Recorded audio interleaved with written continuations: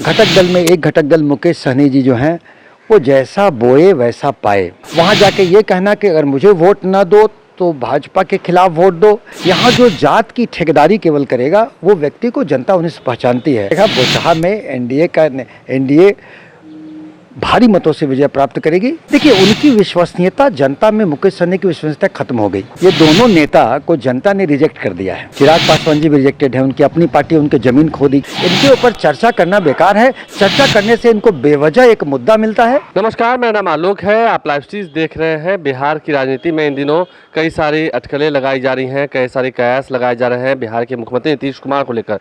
क्या वो उपराष्ट्रपति बनेंगे, क्या वो राज्यसभा जाएंगे, इन तमाम मुद्दों पर कुछ दिन पहले ही मुख्यमंत्री नीतीश कुमार ने अनौपचारिक बातचीत में साफ कर दिया था कि वो बिहार की जनता की सेवा कर रहे हैं विगत 16 वर्षों से, और ये सेवा आगे भी जारी रहेगी। उनकी अब कोई इच्छा नहीं है। इस वक्त हमारे साथ जेडीयू के नेता डॉक्टर सुनील हैं।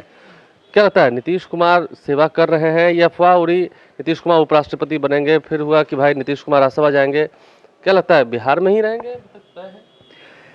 देखिए एनडीए की सरकार माननीय नीतीश कुमार के चेहरे पर चुनाव लड़ी। माननीय नीतीश कुमार के चट्टानी एकता के साथ माननीय नीतीश कुमार के नेतृत्व में सरकार अच्छा काम कर रही है। जनता की सेवा माननीय नीतीश कुमार कर रहे हैं, तो ऐसे सहज में उनके जाने का कहीं कोई प्रश्न तो उठता नहीं है।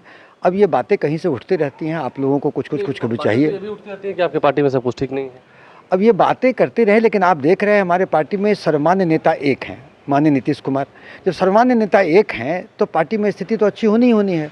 और वो भी उनके चेहरे पर कि उनका तो पूरे पैन इंडिया क्या उनका जो मिसाल है, उन्होंने जो सुशासन बाबू माने जाते हैं, विकास पुरुष माने जाते हैं, वो सर्वमान्य नेता हैं, तो पार्टी में कुछ गड़बड़ होने का सवाल तो पैदा होता नहीं। ठीक है, अब जरा आपके गठबंधन पर भी बात करें। एनडीए अलायंस में तो सब कुछ ठीक नहीं है, क्योंकि पहले 4 दलों का ये अलायंस था, अब 3 दल का हो गया। मुकेश सहनी ने साफ साफ कह दिया कि धोखा किया हमारे साथ एनडीए ने।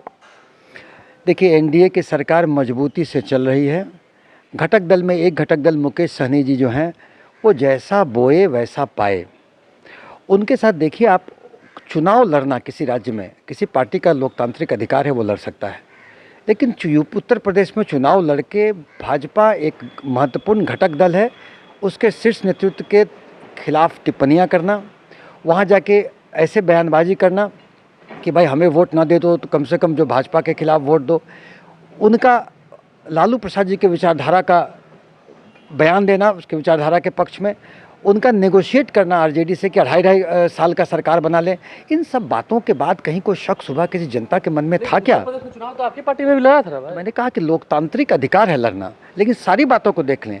लड़ा गया और भाजपा के शीर्ष नेतृत्व के खिलाफ अमर्यादित टिप्पणी, वहाँ जाके ये कहना कि अगर मुझे वोट ना दो तो भाजपा के खिलाफ वोट दो, नेगोशिएट करना आरजेडी से कि 2.5 साल का चीज़ हो, सब मिला के किसी प्रकार का शक सुबह नहीं रहता। वो तो कह रहे हैं कि गरीब का बेटा है हूँ, मैं संघर्ष करूंगा, लेकिन ये ठीक नहीं किया। अंत में नीतीश कुमार की सरकार ने बर्खास्त भी कर दिया। देखिए अब वो प्रलाप मोड में कुछ भी बोल लें। देखिए बिहार को कोई जाति प्रधान राज्य कहता है तो मैं नहीं मानता। यहाँ जो जात की ठेकेदारी केवल करेगा वो व्यक्ति को जनता उन्हें से पहचानती है। अगर जाति प्रथा इतनी ज़्यादा होती, जाति प्रथा तो इसलिए होती है कि जो हमारे समाज के पिछड़े हुए व्यक्ति हैं, जो समाज हाशिए पर जो व्यक्ति है, उनको हम मुख्य धारा में लाएं। उसके लिए जाति से करके आइडेंटिफाई करके उनके लिए लोक कल्याणकारी कार्य किए जाते हैं। अगर जाति प्रथा इतनी प्रधान इतना महत्वपूर्ण होता तो यहाँ से जॉर्ज फर्नांडिस, JB कृपलानी, अशोक मेहता आदि जो है यहाँ से आकर चुनाव लड़े और जीते।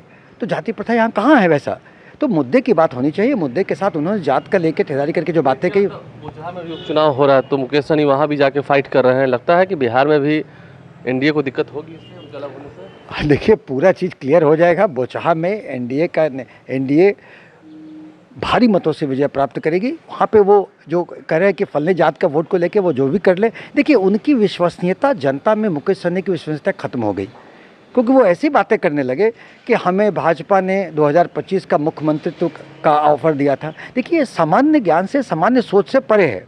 अगर कोई वैसा व्यक्ति बोलता है तो हमें लगता है कि सहज अनुमान का विषय है कि व्यक्ति की क्रेडिबिलिटी और विश्वसनीयता कितनी है। तो जब उन्होंने विश्वसनीयता खो दी, जनता के बीच में उनकी कलई खुल गई, तो कितना जनता उनका समर्थन देगी वो तो क्लियर हो जाएगा अभी का। और एक बात और है कि मुकेश सहनी जी को लेकर के एनडीए के अन्य नेता अगर कोई बयानबाजी न करें, मुकेश सहनी जी का अब राजनीतिक शून्य में चले गए।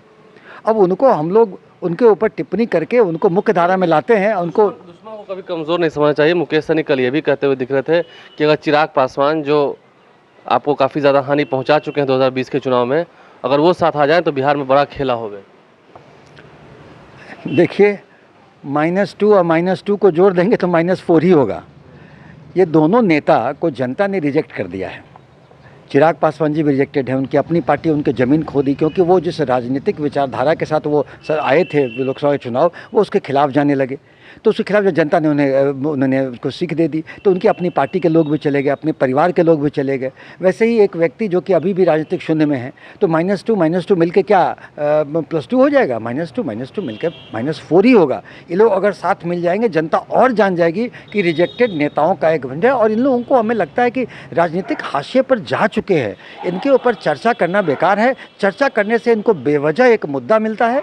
अब कोई मान लीजिए एनडीए के नेता उन पर कोई टिप्पणी कर देते हैं कि हमसे ये बात हुई थी, वो बात हुई थी, ऐसे में इस व्यक्ति को बोलने का मौका मिल जाता है। हमें लगता है कि उन्हें कोई राजनीतिक शून्य में चले गए हैं, उन पर कोई टिक्का टिप्पणी नहीं करनी चाहिए। उनका अब पॉलिटिकल रिवाइवल मुश्किल है, क्योंकि दिन पर दिन वो अपने बयानबाजी में ऐसे बयान को बोलते हैं जो अपनी विश्वसनीयता खोते जा रहे हैं।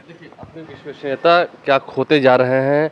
बिहार सरकार के पूर्व मंत्री रहे मुकेश सहनी, चिराग पासवान को लेकर भी जेडीयू के नेता डॉक्टर सुनील क्या कुछ कह रहे हैं। अगर ये दोनों साथ भी आ जाए तो -2 मिलकर -4 ही होता है, और जनता सब जान रही है। देखना ये है कि आने वाले समय में बोचहा में जो उपचुनाव हो रहा है उसके नतीजे क्या कुछ बयां करते हैं। हमारे चैनल को सब्सक्राइब कर लें, साथ साथ फेसबुक पेज भी लाइक करें। धन्यवाद।